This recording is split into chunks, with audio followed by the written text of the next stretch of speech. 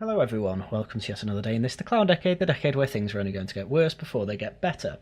And today, it's a little bit of a follow-up on two people that have to be the worst grifters when it comes to racial grievances. That is Clive Lewis and Kehinde Andrews, both of whom I've covered in previous videos, and both of whom are the worst when it comes to this. And I think the worst part is that they're not even particularly clever people, yet they will still keep pushing lies about history to try and get to their ends. Anyway, for those of you who need a catch-up, Clive Lewis is a Labour MP, Kehinde Andrews is a Professor of Black Studies at the University of Birmingham, and we may as well look into how clever they are when it comes to talking about history. So this was all brought to my attention from a Clive Lewis tweet where he was retweeting a tweet from Kehinde Andrews where he is debunking racist myths about how white folks are, or were, in some places they still are, slaves, and how Africans did not sell other Africans to each other nor Europeans. And of course Britain shouldn't get credit for ending the slave trade,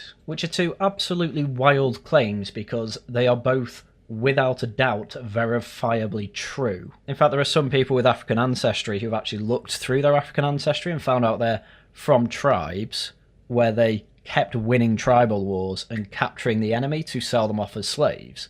And they're surprised because they never hear about this. So saying Africans did not sell other Africans is pretty ridiculous. Anyway, there's a video that goes with it, which we will go into in a second, but first what Clive Lewis said was, yes, Britain abolished the slave trade in 1807, one of the most common rebuttals on my timeline, probably because it absolutely ruined your narrative, but it wasn't done on moral grounds.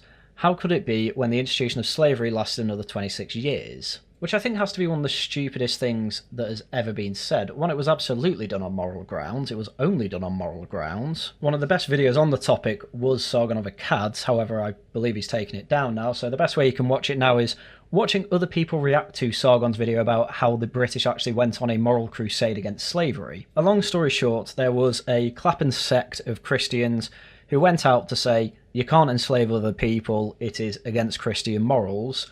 They had like a 10-mile long petition sent to Parliament to say, let those people go. And then we went into debt buying off the slaves and then also fighting other empires in the Arab world and the European Atlantic world to make it impossible to carry on with the slave trade. And this is effectively why slavery is largely abolished, at least in the Western world. So it's just absolutely ridiculous to say that it was anything but moral. Hell, the profits from slavery were going up as we abolished it. So it wasn't even for economic reasons. And we were the world hegemon at the time, so we would have had a monopoly on it. It just doesn't make sense to say that slavery was abolished for any reason other than Christian morals from the British. Anyway, I think at this point we should head back to Kehinde's tweet, and we are going to be looking through this short clip that he put up on Twitter. I can't be bothered going through the longer video because it is an hour and a half long and includes another master race grifter, Dr. Scholar, and just simply put, if the basis of the argument is that Africans didn't enslave other Africans to sell them, and Britain shouldn't get credit for its history of ending the slave trade, then there is no way that I'm going to listen to another hour and a half of you complain about that and then complain about Kemi Badenoch. Anyway, take it away, Kehinde. Is Black Employment Month, right? A special time of year where people are interested in, want to be educated about Black stuff, Black history. It's a really weird thing that I've seen from Kehinde this month, actually. It is allegedly Black History Month, but you seriously would not know about that unless you follow Dawn Butler on Twitter. That's pretty much the only place you hear about it these days. And I think what's happened is that Kehinde's realised that Black History Month is so alien to the ideas of the British that he doesn't want to say it anymore. So he's effectively trying to replace it with Black Employment Month, which I think is even worse, because to absolutely anybody that listens, even just to that clip I've put there, everyone hears like, oh, it's Black Employment Month, therefore people want to hear about Black history. Like, he's not even trying to hide the fact that he's just renamed Black History Month. Like, he's trying to be sly about it, and he's not even being good with it. So what was the point? So I'm actually going to do a little bit of an explainer about some of the stupid arguments that people make about race. Oh, the irony. Bear in mind, Kahindi Andrews is talking about the very normie perspective of race doesn't matter, and when it did, that was a bad thing, but we don't care about it now, and we don't owe you anything now, because we've known that, in Britain at least, for over 100 years, probably more. But Kahindi is very much one of those postmodern neo-Marxist types who, I think he goes into, doesn't consider himself a Marxist, but he basically is, because he just wants a load of free stuff from other people. Which is effectively all modern Marxism comes down to. Now, usually I wouldn't do this. Usually I'd be like, what's the point? I don't really engage with the trolls. I mean, I want to say, if you have gone out of your way to send me a message, even if it is abuse, even if it is the N-word, you took time out of your day, you know? Yes, they are just useless people, I do quite agree. However, I have no doubt in my mind that if Kahindi Andrews has seen my channel and the videos I've done on him, he would definitely put me in this category of people, despite the fact that about as abusive as I get is calling him stupid. Most of the rest of the time I'm just addressing his argument, and, you know, you're on YouTube, you're on the internet, you expect to be insulted. It always blows my mind when people go on tangents saying, oh, you're insulting me, that's not an actual argument. Yeah, I know, I was trying to insult you. But Kahindi here, at least, gets that, and clearly doesn't particularly care too much about being called the M-word, because that is actually a malicious communication, and he's not reported it to the police, despite the fact that that could definitely get someone put in jail or give them a fine. Anyway, as I said, I don't care about any of that. I'm here to go through Kahindi's arguments.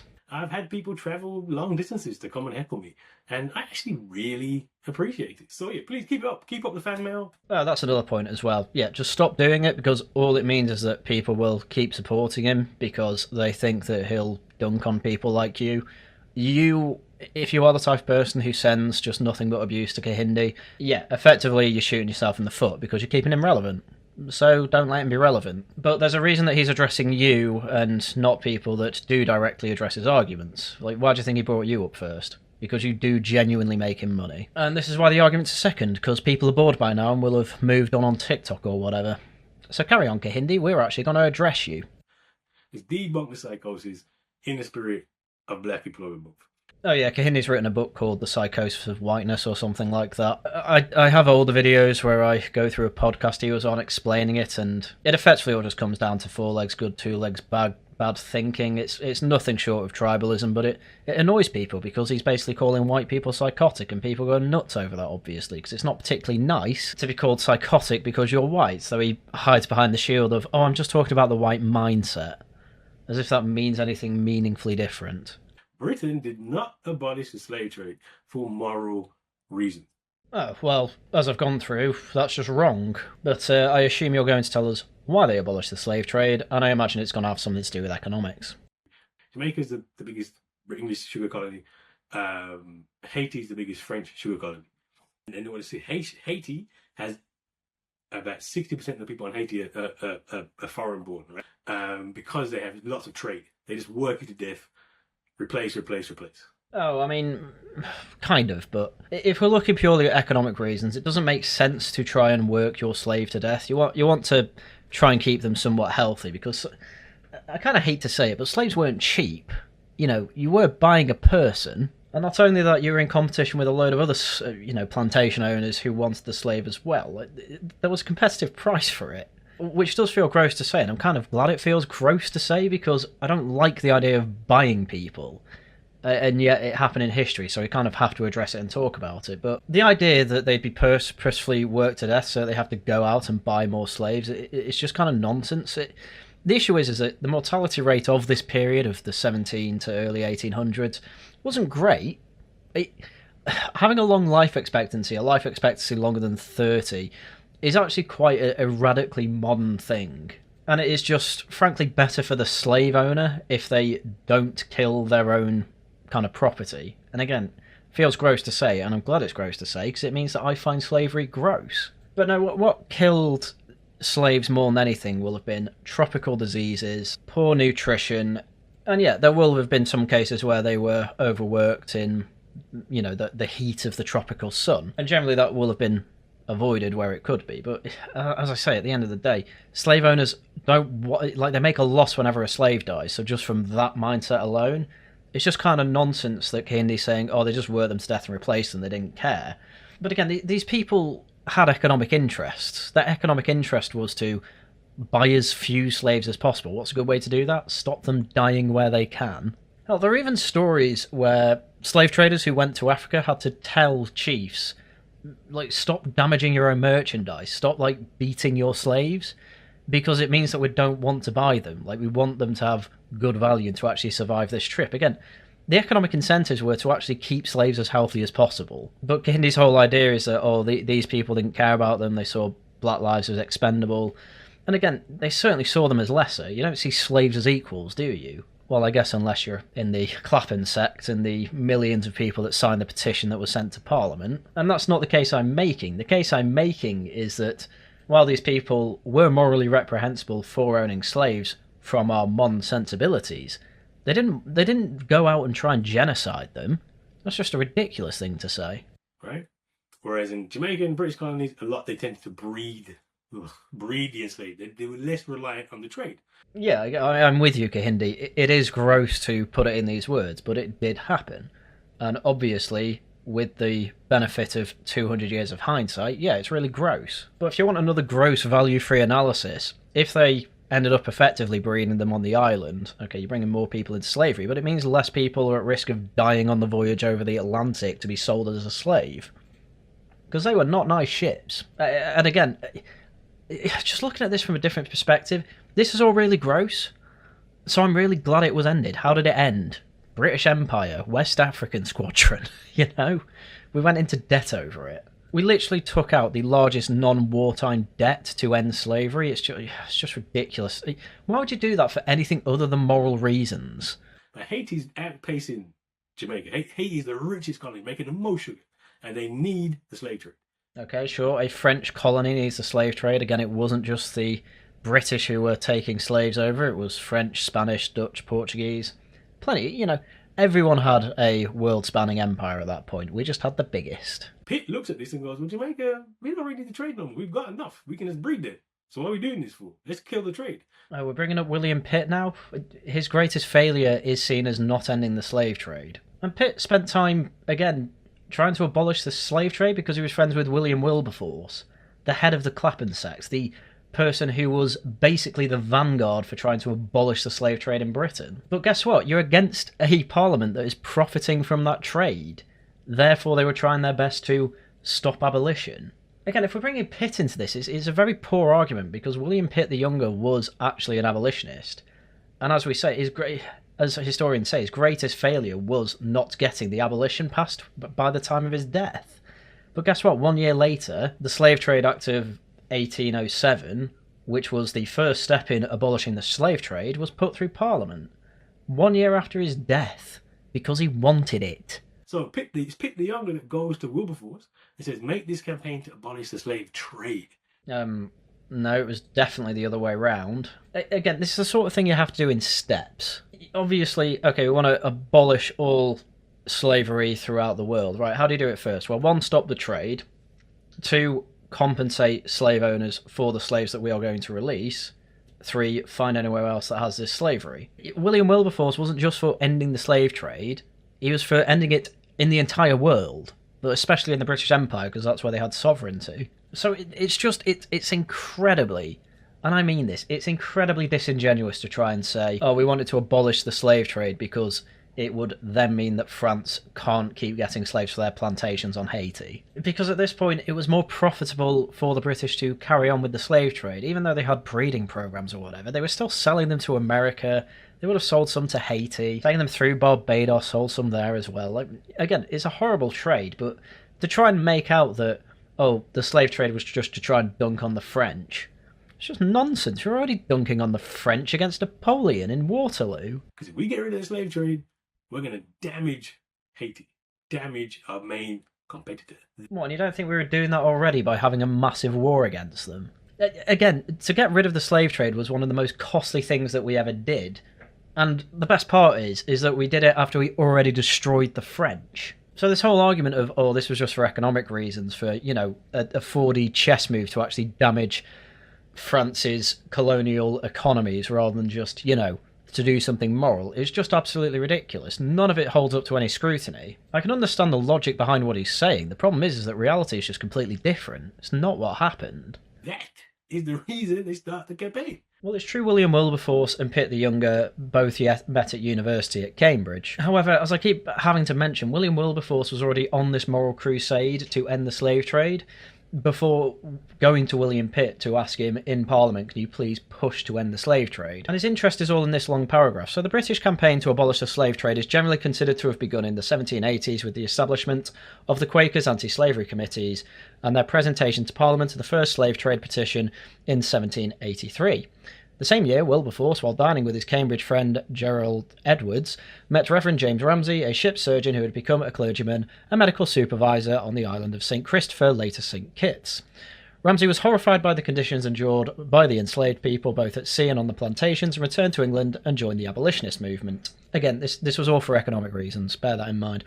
Wilberforce did not follow up his meeting with Ramsay, but 3 years later, inspired by his new faith, because he turned Quaker, Wilberforce became interested in humanitarian reform. In November 1786, he received a letter from Sir Charles Middleton that reopened his interest in the slave trade. Middleton suggests that Wilberforce bring forward the abolition of the slave trade in Parliament. Again, apparently it was Pitt the Younger going to Wilberforce saying, push for the end of the slave trade because of Haiti. Which is nonsense. Wilberforce responded that he felt the great importance of the subject and thought himself unequal to the task allotted to him, but yet would not positively decline it. He'd begun to read widely on the subject and met with a group of abolitionists called the Testonites at Middleton's home in early winter of 1786. So this is what started the interest in abolishing the slave trade. Not Haiti's making money on it because they keep killing their slaves. No, they wanted to end it because Haiti were killing their slaves. Total nonsense from Gahindni Andrews yet again. Right? Nothing to do with morals, which explains why Britain ends the slave trade in 1807, but continues enslaving us until 1838. Well, the reason that took 20 years is because many people who were supporting the Slave Trade Act, which was, by the way, most of Britain, thought that it would cause a domino effect where plantation owners realised, oh, well, with these slaves, I can't actually buy any more to replace them should they go. And you can't rely on breeding forever, so, as I say, they were hoping it was a domino effect that would make them go, oh, well, slavery is obviously illegal in Britain itself.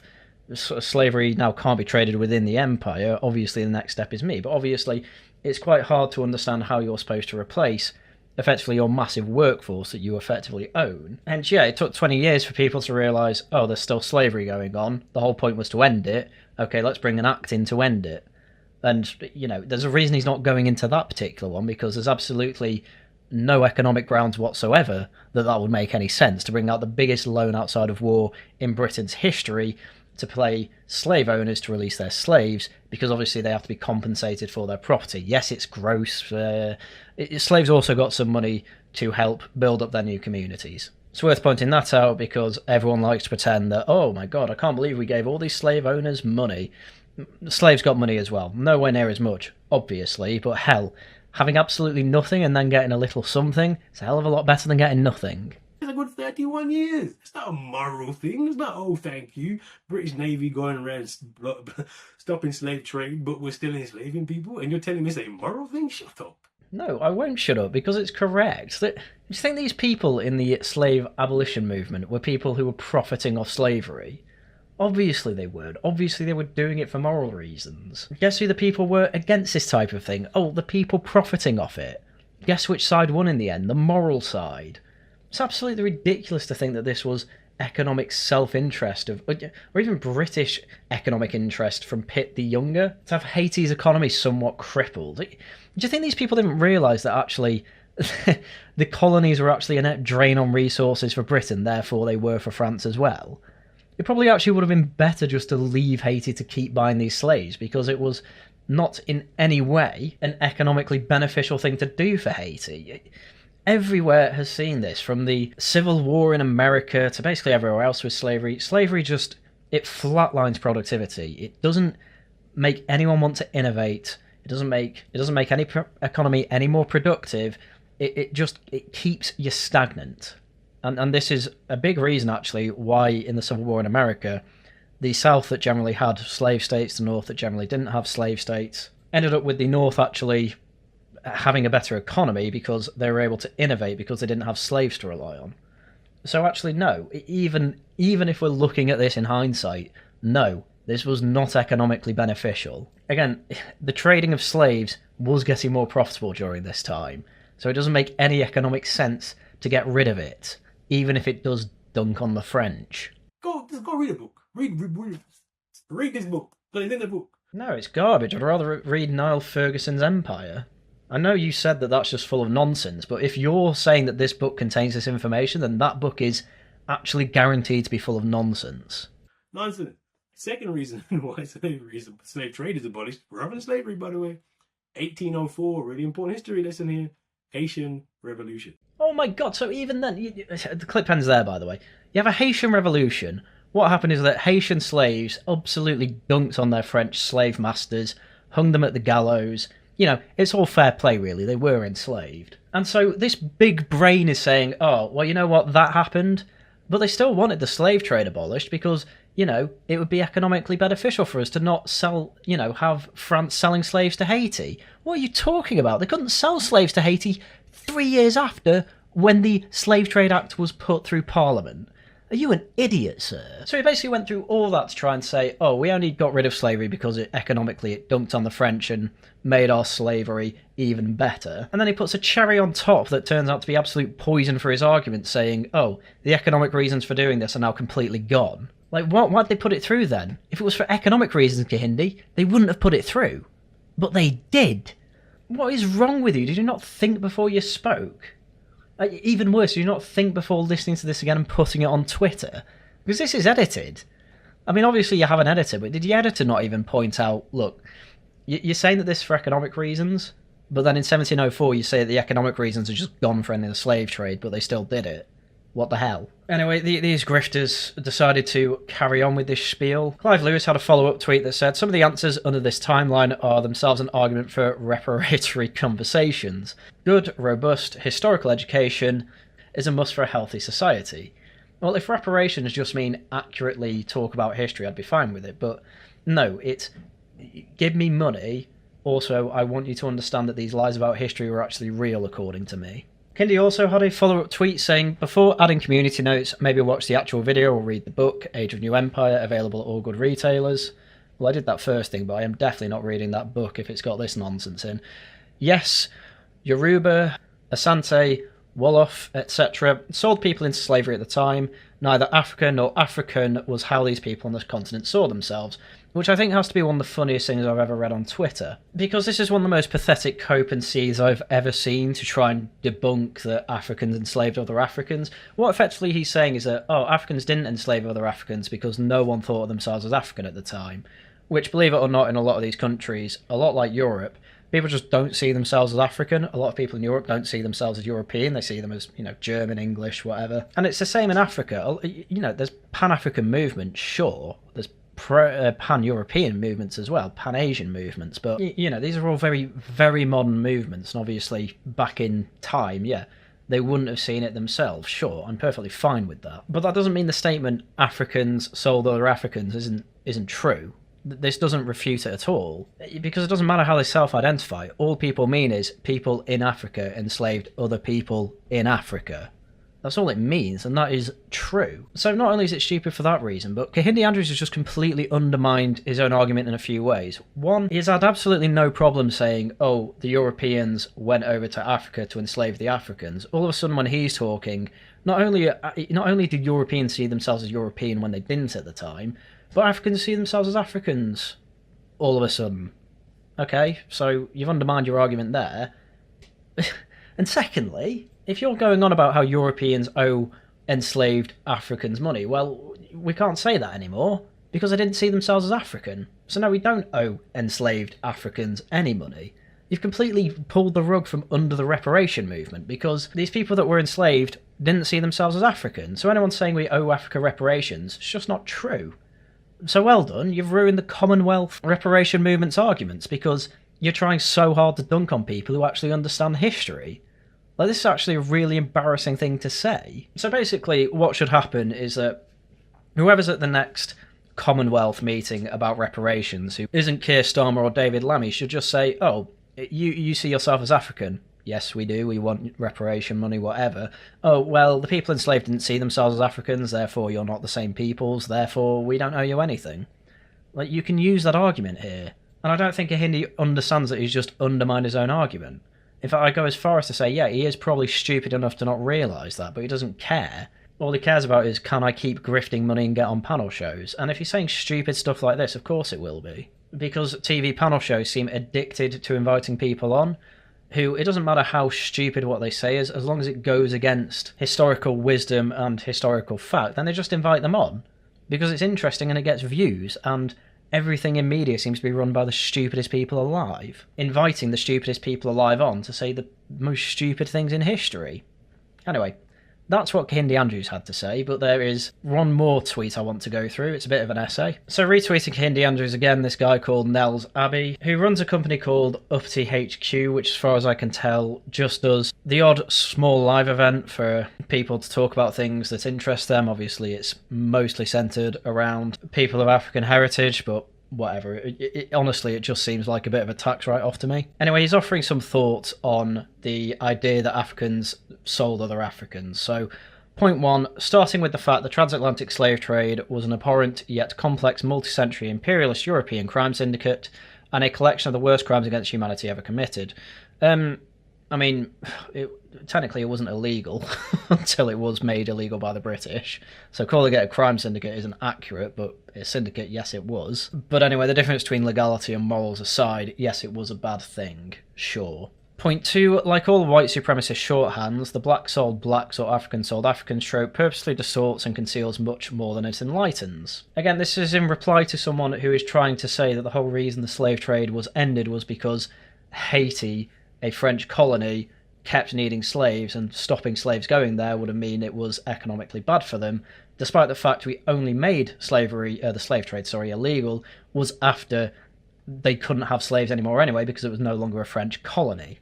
So that makes sense. Anyway, context, it's the imperfect equivalent of saying white people mass slaughtered white people in World War II, or Churchill bombed his own people in Dresden. I agree that would be stupid. Well, white people slaughtered white people in World War II. No, that is technically accurate. But I understand what he means. It wasn't a European civil war. The thing is, I don't think... The problem is that for years, Black Lives Matter have tried to say, oh, it's been a race war between, the blacks and the whites. And then when you say, hang on, the blacks were doing it to each other, though, Black Americans went over and founded Liberia. The first thing they did was enslave local black people there. That's our point. You're repeating our point back to us. But he says, see how stupid, alarmingly illiterate, let alone reductionist that sounds? Yeah, I would agree, yeah. But it's your lot saying, the equivalent of white people slaughtered white people in World War II. Your side saying that. So yeah, that is stupid. It lumps aggressor and defender in the same bracket. Equivalences, say, the Allies within Nazi Germany. You could have just said Axis, man. It makes the daft assumption of equating skin colour to allegiance. Says the man who is for Black Lives Matter. Okay. Key difference is white people actually recognise each other as white people during that time, hence white mass slaughtered whites in World War II is a more credible shorthand than blacks sold blacks into slavery. I don't think so. Again, it's all reductionist, isn't it? It's all ridiculous. You're just reducing to people to their skin colour. Anyway, it's true of the whites. What the hell? Africans didn't recognise each other as fellow Africans, and certainly not black people during the enslavement era. They recognised their own ethnic group, kingdoms, empires, nations, and this continued well up to the late 19th century. Yeah, it still occurs today.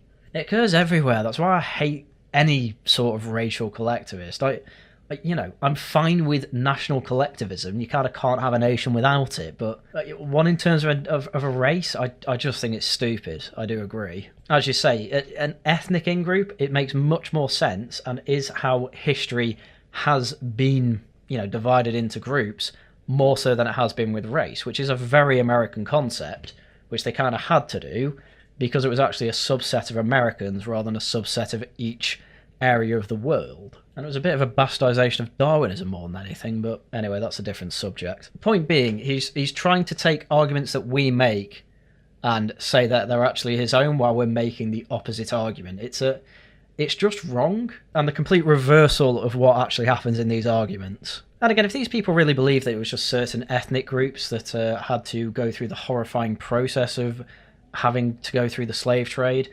it's nonsense. If that was true, they would only be asking for these certain ethnicities to get reparations. But no, it's every African.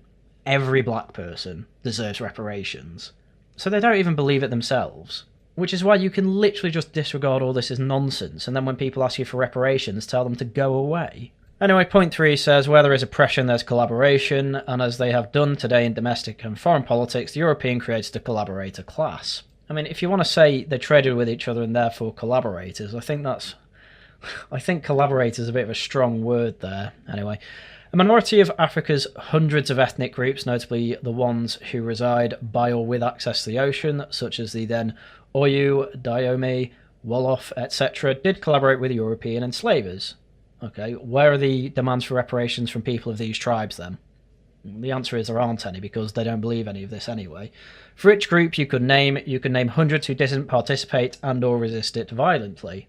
Okay, again, you can use this same argument with British slave traders. It was a minority who were actually involved in it.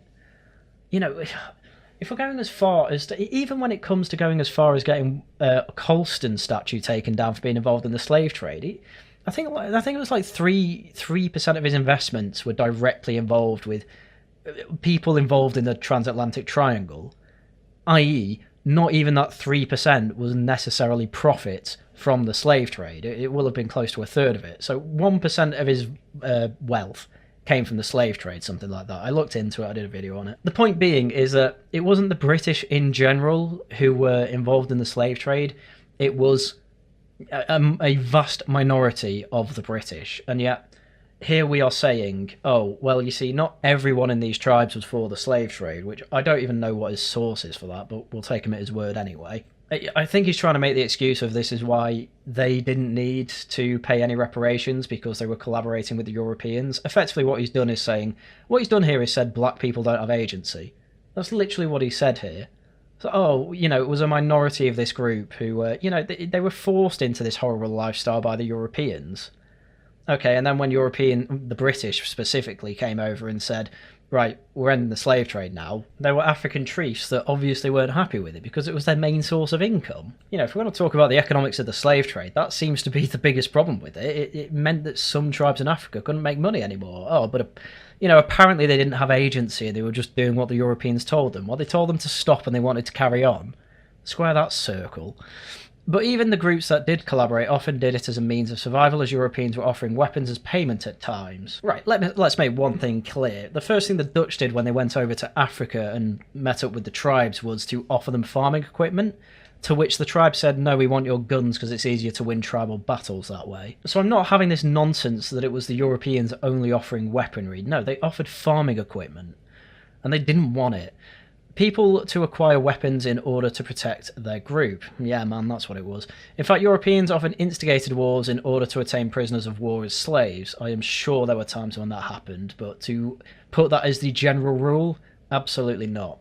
It should also be noted that even participating ethnic groups, kingdom, nations, etc., were not uniform in nature. That's probably true as well. They were not monoliths of well-structured societies in the manner we'd associate with nations to be today. I mean, even nations today aren't particularly monolithic. I mean, look at England. We're split in all sorts of ways. But anyway, you've got to realise that all this cope is just trying to find ways to excuse European white nations, whatever you want to call it, to pay up in whatever taxes they can get to give money to these African nations, these Caribbean nations, because, we feel like it's a blood debt. Well, I'm afraid it was 200 years ago, and again, why stop there? Why not go even further? And again, apparently, you're right, actually, Africans did enslave other Africans. We can't say that, though, because, it was actually just like 5 people per tribe that was ordering everyone else to do it, and even then they were only doing it because the Europeans wanted them to. They had no agency whatsoever. I'm not being funny, but